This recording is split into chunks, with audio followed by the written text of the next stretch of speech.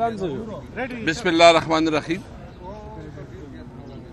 आज हम यहाँ आए थे, आपको पता है कि जितने केसेस हमारे ऊपर हो रहे हैं, इसने वो दफात और उन केसेस की भी अहमियत ख़त्म कर दी है।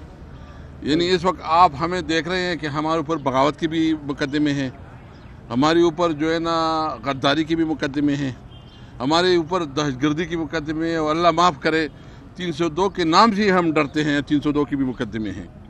यानी आप जब अपने उन शहरियों को जो कि मुल्क के लिए अहम खिदमत सर अंजाम देते हैं, पार्लियामेंट में एक रोल प्ले करते हैं, और एक सियासी बुनियाद पे इनाद पे आप इनके ख़िलाफ़ इतनी पर्चे कराए, ये शाहराम खान, शानदाना बीबी और हमारा महबूब शाह साहब, कुंडी साहब जो है, और सारे ये जितनी भी हमारे मिनिस्टर साहिबान हैं, यानी ये जो रियासत जो अपनी अथॉरिटी जिस तरह मिसयूज़ कर रही है और गलत इस्तेमाल कर रही है, ये तारीख़ का हिस्सा बन रहा है। और उसका जो ये मसाइल पैदा कर रहे हैं कि ये जो अभी जितनी भी ये मुकदमात बना रहे हैं, उसकी अहमियत ख़त्म हो रही है। इस जो सेक्शन आप लॉ मुख्तलिफ लगा रहे हैं हमारे ऊपर, तो लोग समझते हैं कि ये तो इंतहाई बदतरीन इंतकामी कार्रवाई है और इसका कोई वैल्यू भी नहीं रही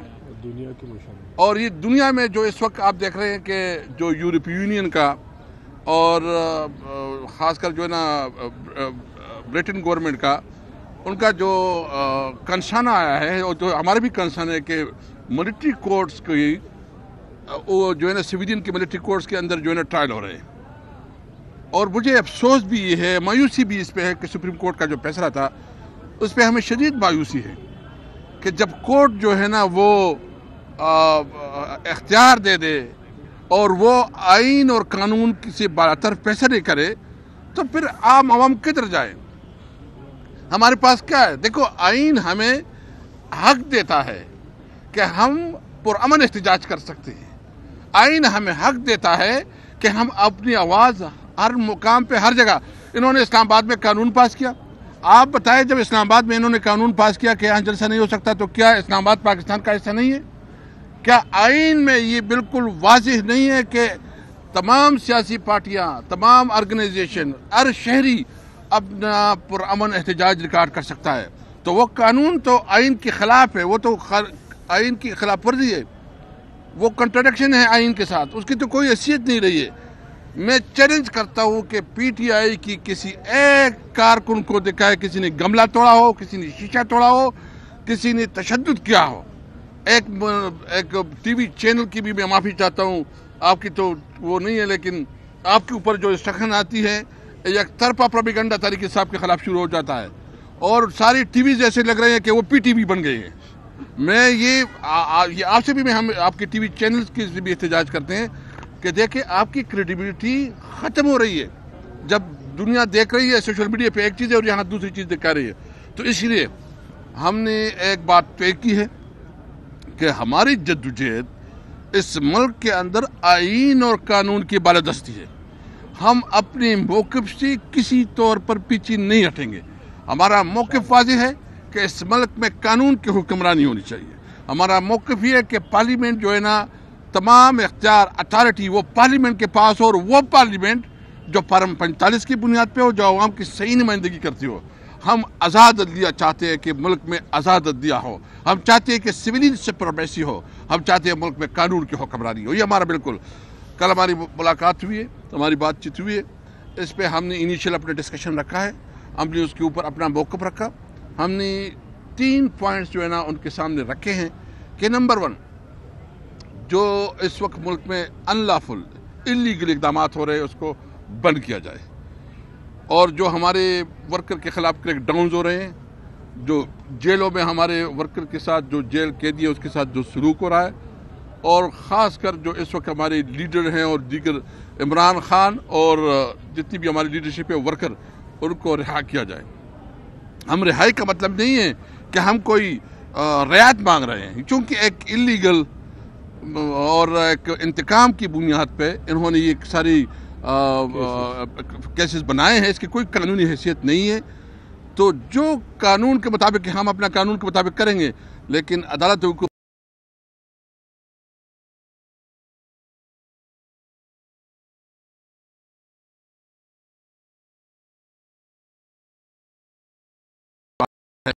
کہ جو 9 مئی کا اور 26 نومبر کا جو واقعات ہوئے ہیں اس کے اوپر جو ہے نا سینئر ترین ججز آف سپریم کورٹ کے تحت جو ہے نا جوڈیشل انکوائری ہو تاکہ حقائق سامنے آ جائے۔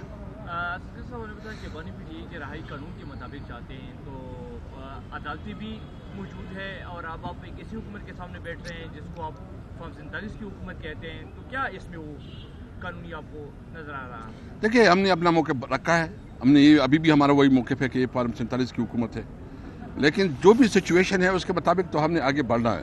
حالات ہے اور خاص کر امن و امان کی جو صورتحال ہے، ہم سمجھتے ہیں کہ ایک ذمہ دار پولیٹیکل پارٹی کی حیثیت سے ہم اس ملک کو اس کرائسس سے نکالیں، تو اس لیے ہم نے جو ہے نا ایک راستہ دیا ہے، دیکھتے ہیں حکومت کتنے سنجیدگی کرے۔ جو آپ کے مطالبات ہیں اگر یہ ماننے ہوتے تو اتنا بڑا سب کچھ نہ ہو جاتا، آپ پھر بھی رکھ رہے ہیں، تو کیا سمجھتے ہیں یہ قابل قبول ہے یا قابل منظور ہے؟ دیکھیں دیکھتے ہیں، حالات کو دیکھتے ہیں، جو بھی سچویشن ہوگی حالات کے مطابق اپنی پالیسی بھی کریں گے، لیکن ایک بات ہم کلیئر ہیں کہ ہم نے ہر صورت میں ملک کے آئین کے مطابق ملک کے معاملات چلانا اور قانون کی حکمرانی قائم رکھنا، اس کے لیے اپنی اسٹرگل جاری رکھنی ہے۔ مذاکرات کے گارنٹر کون ہے اور کون یہ فیصلے، مطلب حکومت کے پاس کیا اتنی وہ ہے اختیار کہ وہ فیصلے کر سکے؟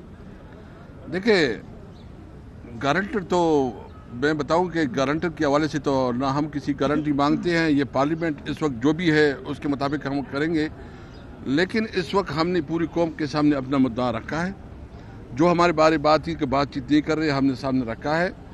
ابھی ان اتھارٹیز کے اوپر کام ہے، یعنی عمران خان اس وقت پاکستان کے سب سے مقبول ترین لیڈر ہے۔ عمران خان کے اوپر جتنے مقدمات ہیں آپ اس پہ سروے کر لیں، 90% نہیں 99% لوگ آپ کو کہیں گے عمران خان جو ہے، عمران خان کے اوپر کیسز غلط بنائے گئے ہیں۔ آپ غلط کیسز بناتے ہیں، انتقام کی بنیاد پہ بناتے ہیں، اس کی کوئی سالڈ پوٹنگ نہیں ہے، تو اس قسم کی جو ہے نا چیزوں کو ہم سمجھتے ہیں کہ ہمیں انصاف ملے، بس ہم صرف انصاف چاہتے ہیں۔ تھینک یو جی۔ سر صاحب یہ بتائیں کہ اگر مذاکرات کامیاب نہ ہوئے تو آئندہ لایا عمل کیا ہوگا؟ وہ اس وقت دیکھیں گے انشاءاللہ۔ ابھی تو ہو